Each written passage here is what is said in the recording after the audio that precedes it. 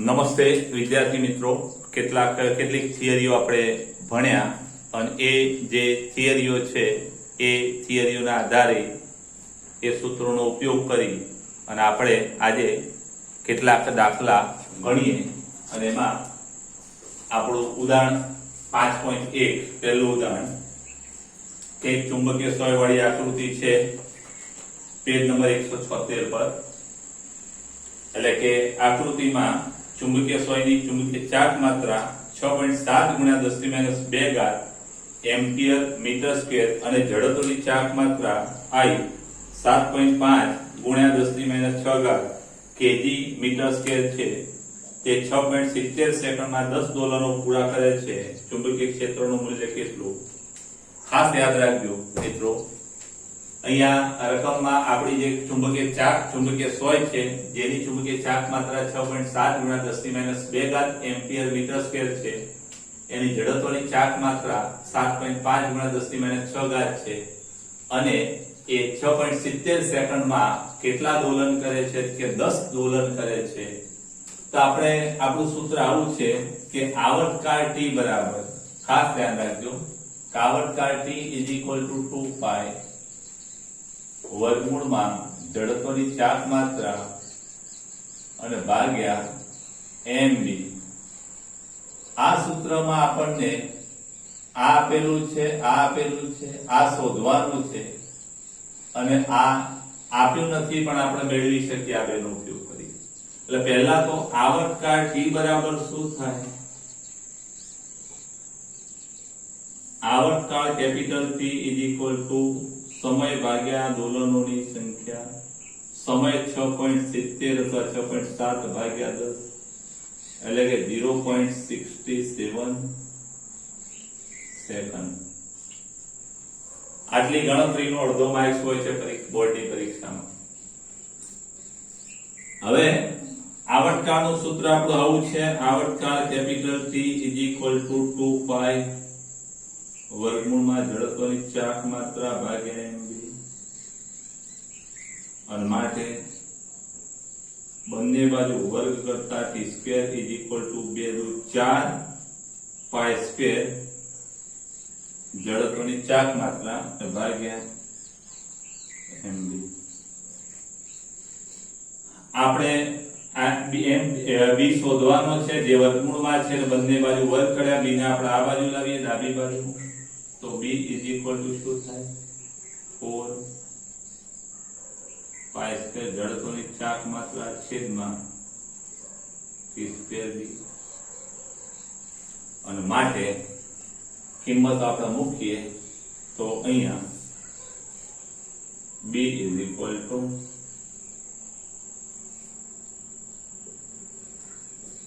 4 × 3.14 નો વર્ગ ગુણ્યા જડત્વની ચાર્જ માત્રા 7.5 એટલે કે 7.5 ગુણ્યા 10⁻6 છેદમાં t² 0.67 નો વર્ગ અને ગુણ્યા b કેટલું છે? સોરી, b આપણે શોધવાનું છે, અહીંયા m આવશે। ચુંબકીય ચાર્જ માત્રા કેટલી? 6.7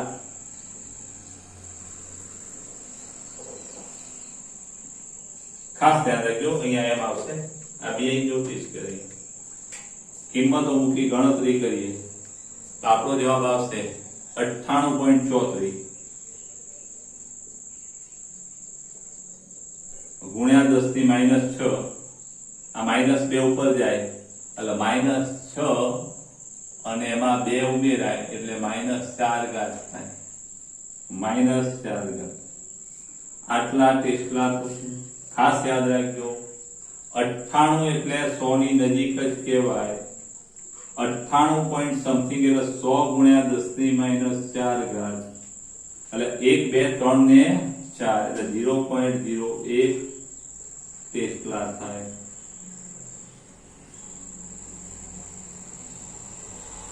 એના પછી નેક્સ્ટ દાખલો બીજો 5.2 એક નાના ગજિયા ચુંબકને તેની અક્ષ 800 ગોસ જેટલા બાહ્ય ચુંબકીય ક્ષેત્ર સાથે 30 ડિગ્રી કોણે મૂકતા તે 0.016 ન્યૂટન મીટર જેટલું ટોર્ક અનુભવે છે તો એ ચુંબકની ચુંબકીય ચાક માત્રા કેટલી હશે? બી તેને મહત્તમ સ્થાયી સ્થિતિમાંથી મહત્તમ અસ્થાયી સ્થિતિમાં લાવવા માટે કેટલું કાર્ય કરવું પડે? અને સી આ ગજિયા ચુંબકની જગ્યાએ તેટલી જ ચુંબકીય ચાક માત્રા ધરાવતો સોલેનોઇડ મૂકવામાં આવે છે જેના આડછેદનું ક્ષેત્રફળ 2 × 10⁻⁴ મીટર સ્ક્વેર છે અને આટા 1000 છે. આ સોલેનોઇડમાંથી પસાર થતા વિદ્યુત પ્રવાહનું મૂલ્ય શોધો. એક ગોસ બરાબર 10⁻⁴ જેટલા.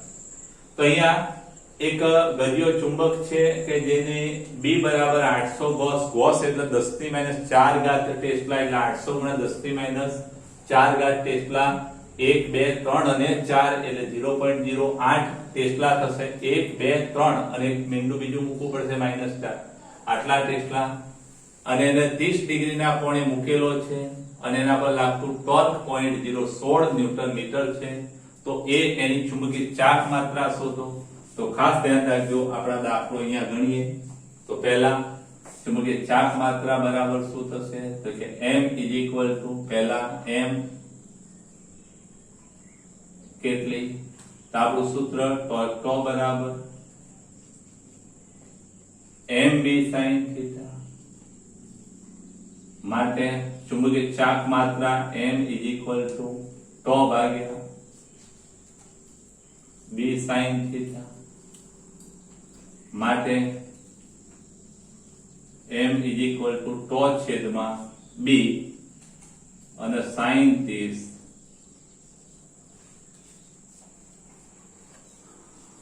b નું મૂલ્ય કેટલું? b ગુણ્યા sin 30 પછી કિંમતો મૂકીએ માટે m τ કેટલા? તો 0.016 છેદમાં ચુંબકીય ક્ષેત્ર 0.08 ગુણ્યા sin 30 1/2 છેદનો છેદ અંશમાં જાય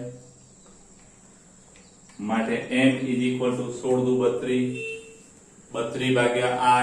એટલે 0. તમારો 4 જવાબ આવશે. ગણતરી કરી જોજો 1 2 એટલે અહીંયા 0.2 અને 2 દુ 4. હવે બી માં શું કહે છે? તો કે બી માં મહત્તમ સ્થાયી અવસ્થામાંથી મહત્તમ અસ્થાયી અવસ્થામાં લઈ જવા માટે કાર્ય. તો બી θ1 બરાબર મહત્તમ સ્થાયી અવસ્થામાં 0 ડિગ્રી થી θ2 બરાબર મહત્તમ અસ્થાયી અવસ્થા એટલે 180 ડિગ્રી માટે કાર્ય W નું સૂત્ર આપણે આગળના લેક્ચરમાં પહેલા ટોપિકમાં બતાવેલું છે. MB cos θ1 cos θ2 થાય માટે કાર્ય બરાબર વર્ગ m કેટલા છે? 0.4 જે આપણે મેળવ્યા. ચુંબકીય ક્ષેત્ર 0.08 અને cos θ1 0 cos 180 અને માટે કાર્ય W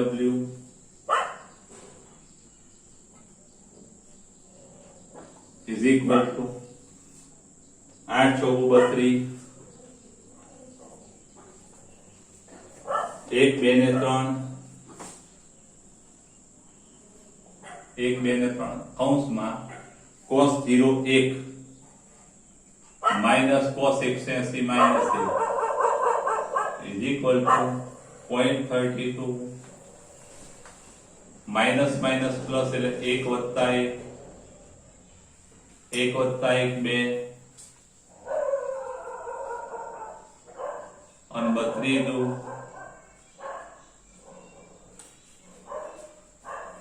64 જૂલ થાય।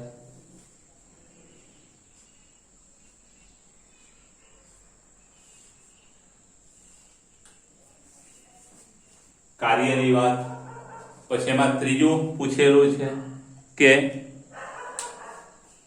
આ ગજિયા ચુંબકની જગ્યાએ તેટલી જ ચુંબકીય ચાક માત્રા ધરાવતો સોલેનોઇડ મૂકવામાં આવે છે જેના આડછેદનું ક્ષેત્રફળ 2 × 10⁻⁻। ખાસ ધ્યાન રાખજો, આપણે આ ગજિયા ચુંબકની જગ્યાએ ખાસ યાદ રાખજો, ગજિયો ચુંબક એટલે એની ચુંબકીય ચાક માત્રા એ એની બહુ અગત્યની રાશિ છે। એટલે આ ગજિયા ચુંબકની જગ્યાએ આપણે આડછેદનું ક્ષેત્રફળ જેનું 2 × 10⁻² મીટર² હોય, સોરી -4 મીટર² ક્ષેત્રફળ ધરાવતો અને 1000 આંટા ધરાવતો સોલેનોઇડ છે। તો એમાંથી કેટલો પ્રવાહ પસાર કરવો પડે? તો આ સોલેનોઇડ આ ના જેટલી ચુંબકીય ચાક માત્રા ધરાવતો હોય, ખાસ યાદ રાખજો કે સોલેનોઇડની ચુંબકીય ચાક માત્રાનું સૂત્ર શું? તો આપણે આગળના ચેપ્ટરમાં ભણી ગયા। સોલેનોઇડની ચુંબકીય ચાક માત્રા એટલે કે ગૂંચળા માટે Ia, એક આંટો હોય તો Ia અને n આંટા હોય તો NIA, એટલે આ સૂત્રનો ઉપયોગ આપણે કરીશું। એટલે કે ચુંબકીય ચાક માત્રા M શું થાય? N × Ia, અને માટે પ્રવાહ I બરાબર શું થશે? M ભાગ્યા NA, અને માટે પ્રવાહ I M કેટલી ચુંબકીય ચાક માત્રા 0.4 છેદમાં આંટા કેટલા? 1000 એટલે 10⁻³ કહેવાય, અને ક્ષેત્રફળ કેટલું? 2 ×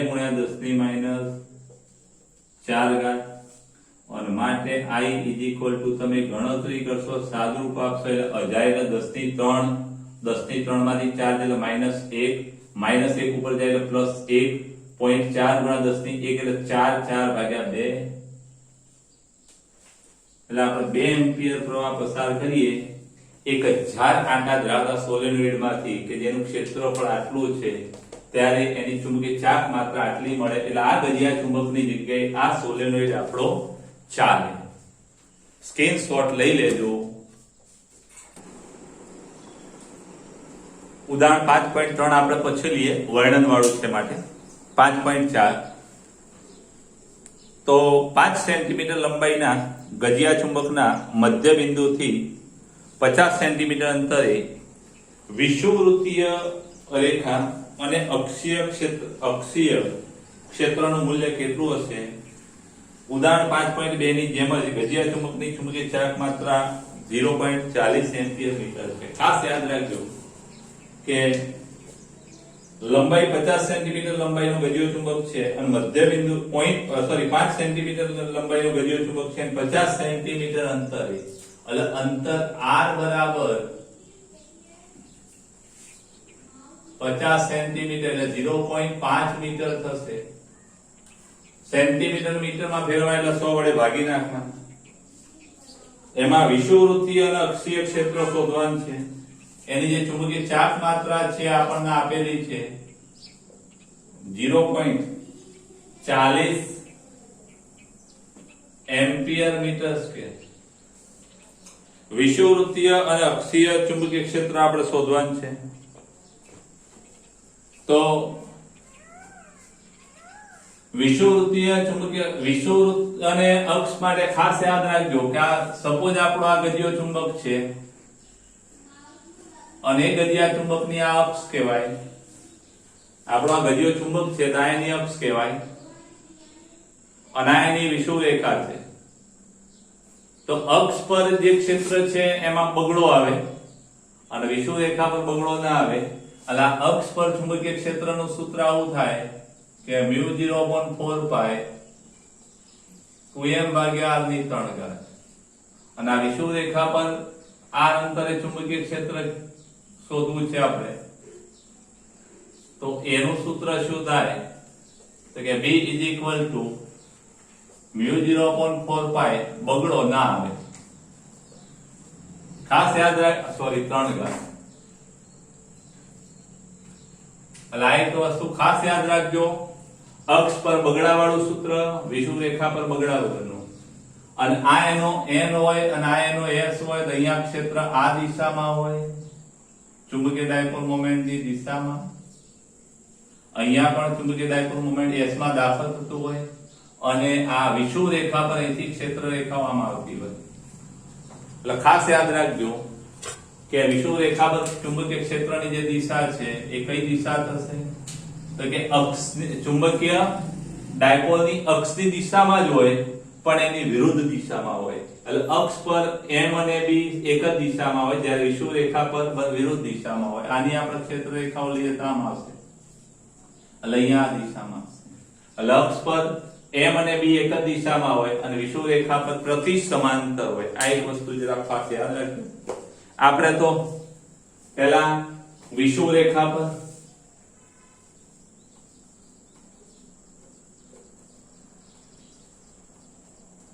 ચુંબકીય ક્ષેત્ર B બરાબર શું થશે? તો કે ચુંબકીય ક્ષેત્ર B = μ0/4π બગડા વાળું સૂત્ર, સોરી વિષુવત રેખા પર બગડા વગરનું સૂત્ર m/r/3 કિંમત આપણે મૂકીએ. μ0 નું મૂલ્ય 4π × 10⁻⁷. આ ખાસ યાદ રાખજો, μ0 ની વેલ્યુ એ પરીક્ષામાં ના આપી હોય તો પણ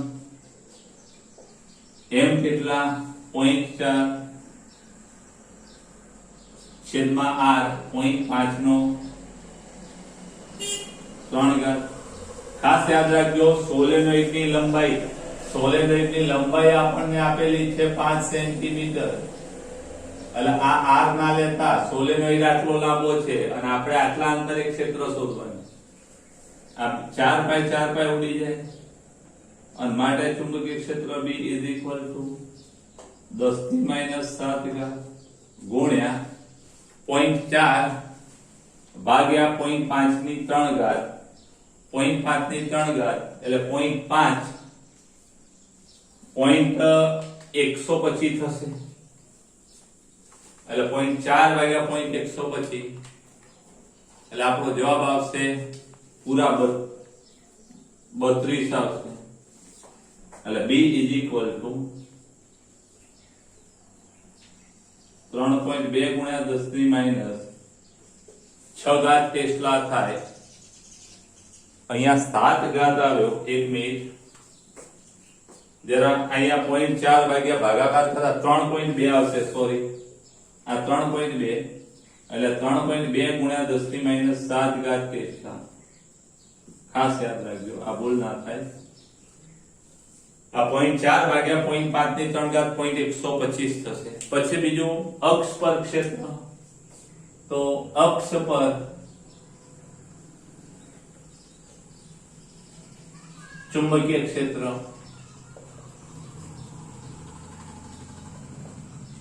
B = આને બેને અલગ પાડવા હોય તો અક્ષ પર BA કહેવામાં આવે છે અને વિષુવત રેખા પર BE કહેવામાં આવે છે. આ છૂટા પાડવા હોય તો બાકી BDS લઈ લો તો બી ચાલે. અક્ષીય અક્ષ પર આપણું સૂત્ર શું થાય કે μ0/4π પણ બગડા વાળું સૂત્ર. આ ખાસ યાદ રાખજો, અક્ષ પર બગડા વાળું, વિષુવત રેખા પર બગડા વગરનું. અને માટે μ0 એટલે 4π ગુણ્યા 10⁻⁷ ઘાત છેદમાં 4π ગુણ્યા 2 ચુંબકીય ચાક માત્રા 0.40 અને ભાગ્યા r 0.5 ની 3 ઘાત. પેલા પર તો અહીંયા 2 ગણો જવાબ આવશે એટલે 32 × 64 જવાબ આવશે આપણો.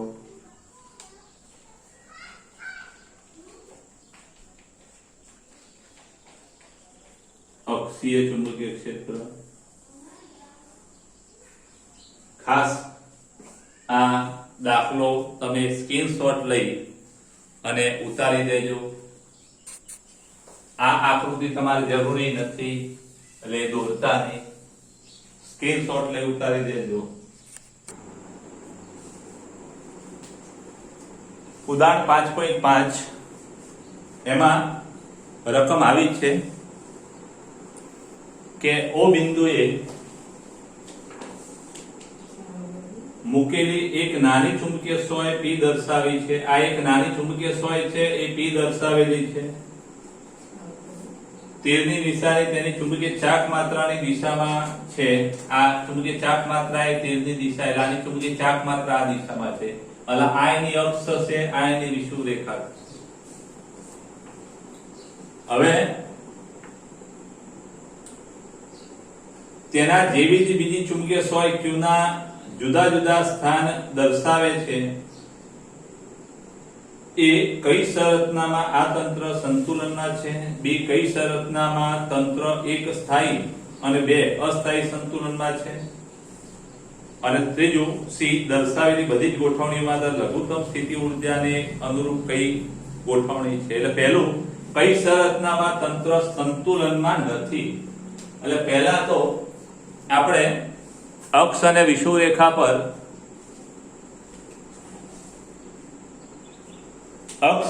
રેખા પર આપણે ચુંબકીય ક્ષેત્રના સૂત્રો લખીએ તો એક ખાસ યાદ રાખજો, આ એની અક્ષ છે,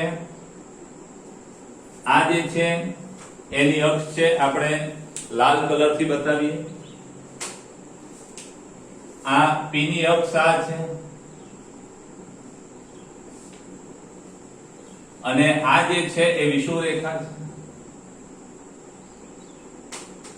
આ વિષુવવૃત્ત રેખા છે.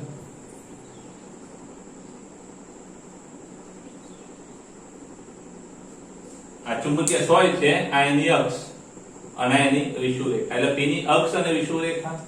અક્ષ પર ચુંબકીય ક્ષેત્રનું સૂત્ર કયું? તો પહેલા આપણે ક્ષેત્ર લખીએ. અક્ષ પર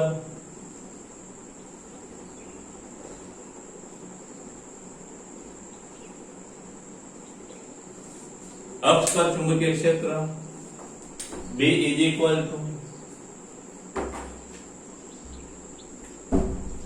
mu 0.45. અક્ષ પર બગડા વાળું સૂત્ર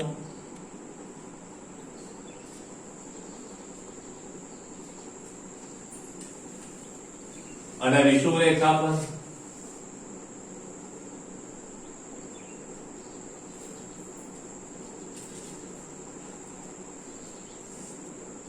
સદિશ B બરાબર શું થાય? આને આપણે B અક્ષ અને વિષુવવૃત્ત રેખા એટલે કે E એટલે કે mu 0.45 બગડો ના આવે, સદિશ m ભાગ્યા r ની 3 ઘાત. પણ ખાસ યાદ રાખજો, આગળના દાખલામાં માત્ર એની દિશાની જરૂર હતી, સોરી એના મૂલ્યોની જરૂર હતી, એટલે આપણે ચિહ્ન નહીં મૂકેલા, તીર નહીં મૂકેલા, પણ અહીંયા દિશાની ખાસ જરૂર છે. એટલે અહીંયા ચુંબકીય ક્ષેત્ર P નું આમ છે, અહીંયાનું આમ છે, અહીંયાનું આમ છે. એટલે અહીંયા ચુંબકીય ક્ષેત્ર આનું કેવું હશે? આ P ના કારણે અહીંયા ચુંબકીય ક્ષેત્રની દિશા હશે BE. અહીંયા પણ BE આ દિશા હશે,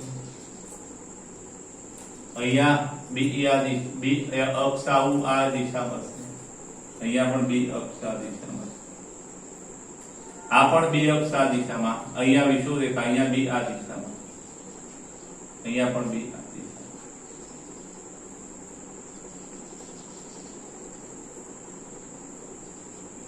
ખાસ આ બાબતો બહુ મહત્વની છે, ખાસ ધ્યાન રાખજો. આ ચુંબકીય ક્ષેત્રોની આ B E B E B E B અક્ષ આ દિશા ચોપડીમાં છે નહીં, આપણે આ ખાસ યાદ રાખજો. હવે જરા પ્રશ્નો, પહેલો પ્રશ્ન જોઈએ કે કઈ શરતનામાં આ તંત્ર સંતુલનમાં નથી? એટલે એ સંતુલનમાં ના હોય એ હંમેશા ક્ષેત્રને સમાંતર કે પ્રતિ સમાંતર ના હોય.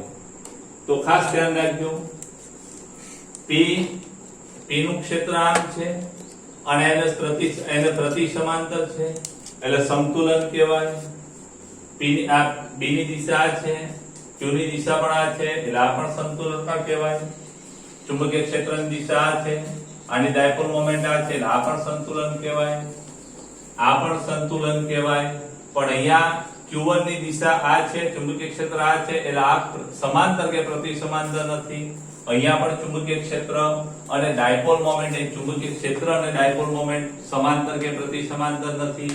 એટલે PQ1 અને PQ2 એ સમતોલનમાં નથી. ખાસ યાદ રાખજો, PQ1 અને PQ2 સમતોલનમાં નથી.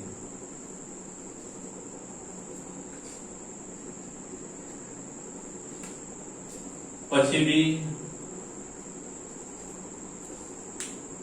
કઈ શરતનામાં એક સ્થાયી સંતુલન, તો બી માં એક સ્થાયી સંતુલન. સંતુલનમાં પાછા બે પ્રકાર.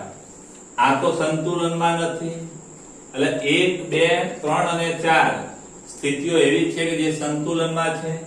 એમાં સ્થાયી સંતુલન કહ્યું તો ખાસ યાદ રાખજો,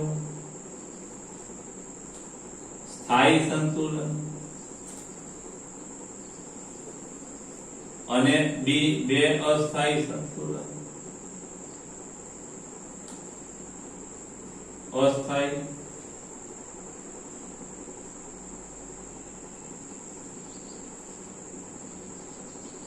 તો સ્થાયી સંતુલનમાં ક્ષેત્ર તમારું છે એ ડાયપોલ મોમેન્ટ ને સમાંતર હોય. તો ખાસ ધ્યાન રાખજો, અહીંયા ક્ષેત્ર સમાંતર દેખાય છે, ક્ષેત્ર પણ આ દિશામાં છે અને આ પણ આ દિશામાં છે ડાયપોલ મોમેન્ટ. પછી બીજું અહીંયા ક્ષેત્ર આમ છે, ડાયપોલ મોમેન્ટ આમ છે, અહીંયા બંને. એટલે આ બે પરિસ્થિતિમાં આપણે સ્થાયી સંતુલન કહી શકીએ. એટલે Q3 અને PQ6 એટલે P અને PQ6 આ સ્થાયી સંતુલન. અસ્થાયી સંતુલનમાં પ્રતિ સમાંતર હોય તો આ બે પ્રતિ સમાંતર છે એટલે PQ5 અને PQ4.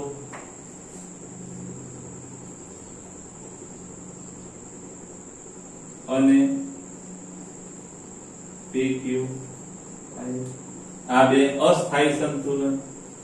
અને છેલ્લે દર્શાવેલ બધી ગોઠવણીઓમાં લઘુત્તમ સ્થિતિ ઊર્જાને અનુરૂપ કઈ ગોઠવણી છે? લઘુત્તમ સ્થિતિ ઊર્જા માટે ખાસ યાદ રાખજો, લઘુત્તમ સ્થિતિ ઊર્જા